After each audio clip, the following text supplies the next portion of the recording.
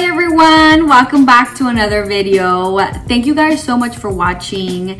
I am excited about this video because I've been wanting to do it for a long time now, but I just wasn't sure exactly what I was gonna say. And then when I sat down and I jotted some ideas, I realized I had a lot to say that I could probably do a part 2, but either way, I'm gonna get right into this video because I don't want to waste any time.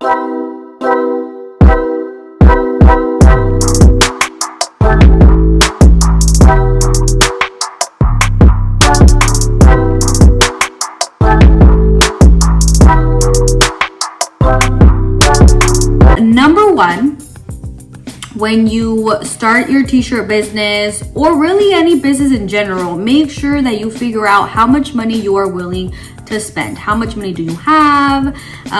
Create a budget. This is very, very important. When I first started my business, my budget was $1,500. Unfortunately, because of things that happened early on in my business, I ended up spending triple that amount. Yeah, and the worst part is that you normally don't make that money back right away.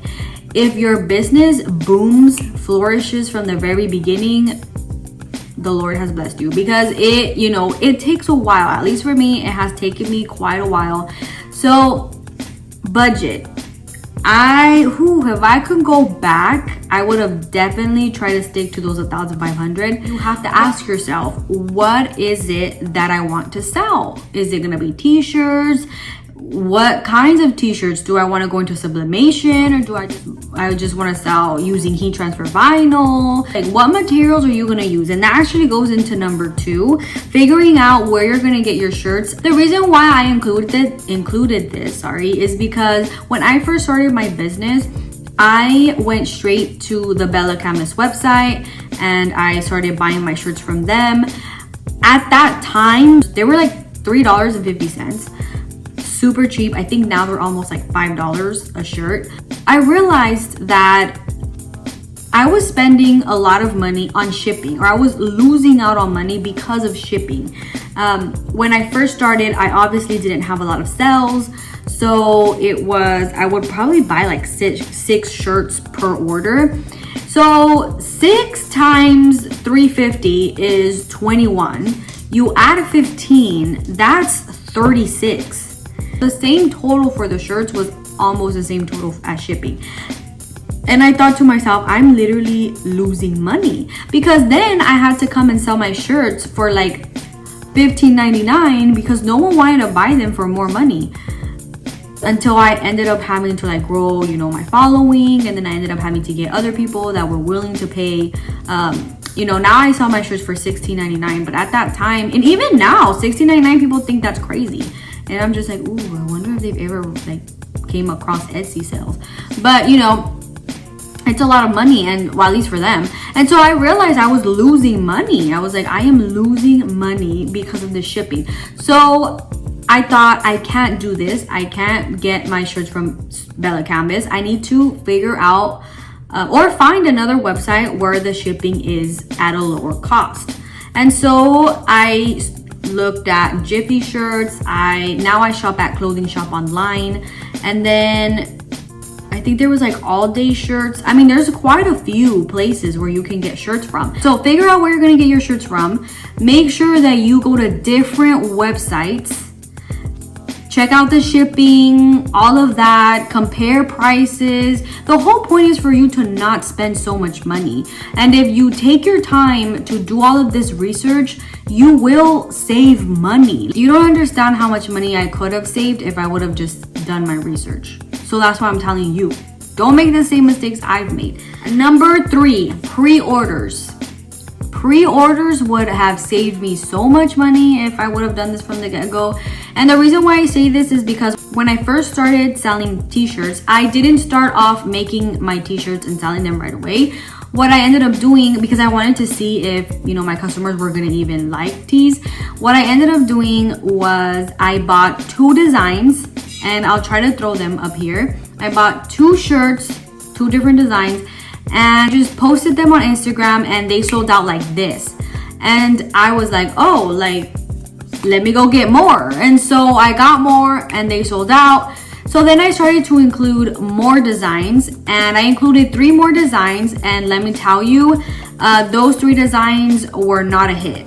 They were not a hit. I think I ended up selling probably like 3 out of all of them, of each. Yeah, it was not a hit. So that's when I realized, okay, I can't keep doing this where I buy the shirts already made, hoping they sell and then they don't sell, because now I'm losing money, and then now I have inventory here that is just accumulating. Like, that's not good. So that's where I decided to do mock-ups. And this is something that if you have a t-shirt business, mock-ups will be your best friend. And I'm gonna insert a clip somewhere around here of what I mean when I say mock-up. That way you guys kind of get an idea of what you can do for your business. If this works for you, if you rather make the shirts, at least make one shirt and then like post that, that's totally fine. If I can do my business all over again, I would definitely do the whole pre-ordering, because those last 3 designs that I was telling you guys about, if I would have done pre-orders with those, I wouldn't have bought them because nobody really wanted them.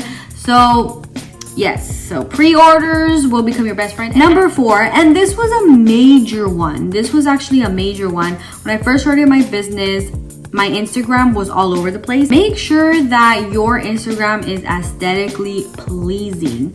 And I say this because when I first started, my Instagram was not the best. My Instagram was all over the place. I'll throw up a video screenshot of how my website looked. I'll throw up a screenshot of how my website looked, and I'll throw up a screenshot of how my Instagram looked when I first started, and you'll see that I had no idea what I was doing. And yeah, that's really sad because I lost a lot of customers, potential customers, because, you know, my stuff was not aesthetically pleasing. You can tell I didn't know what I was doing. So, you know, it's very sad. Now I feel like I've gotten way better when it comes to my Instagram and my website. And you know what? It's a learning process. Beat yourself up about it. Because when I first started, I'm not a graphic designer or really a designer in general. Like, when it comes to graphics, I never thought that I would be doing graphics. Like, I just never thought that. And so because now I feel like I'm getting a bit better, and I'm getting better, and I'm practicing more, and I'm testing out new things and new programs and stuff like that. So, you know, it's all a learning process, but it's all fun. Like, it's all fun. So I don't mind it. Number 5, and this is a major one as well. Make sure that before you start making shirts and selling them, make sure that your shirts are top quality. Make sure that you know and have figured out everything there is to know about making a shirt, because it's not as simple as just pressing the vinyl onto the shirt. It's not that simple. I know sometimes in our videos we make it seem so easy, but there's different things that happen. You know, you have to make sure your pressure's A1, because if your pressure's not great, then after a few washes, their vinyl is gonna peel off, and they're giving you their hard-earned money. So that's why it's like you have to make sure you're giving them quality. And I say this from experience. When I first started, the first shirts that I sold, I didn't know what pressure was. I didn't know anything about pressure. Obviously, I knew that my heat press had to be at a certain pressure, but I didn't know that when I pressed the vinyl onto the shirt, the seams of the shirt had to be seen through the vinyl. I didn't know that. That's how you know that your shirt is pressed beautifully, when you can see the seams of the shirt through the vinyl. And I didn't know that. And it wasn't until, I want to say, a few months after I started that I realized that some of the shirts that like my mom had bought and my dad had bought, the vinyl was starting to peel off. And so that's when I created this video that I have on my channel that, you know, says what to do when, you know, your vinyl can't stick or something like that. I ended up having to create that video because I ended up figuring out this whole thing about pressure. And in my mind, I thought, if I'm struggling with this, someone that's new is struggling with it as well. Don't think that any question that you have is dumb. When it comes to your business, ask whatever question you have. It's better for you to get an answer than for you to go about making that mistake and then losing customers for it. So don't think any question is dumb. If you guys have any questions, let me know down below. I will answer them.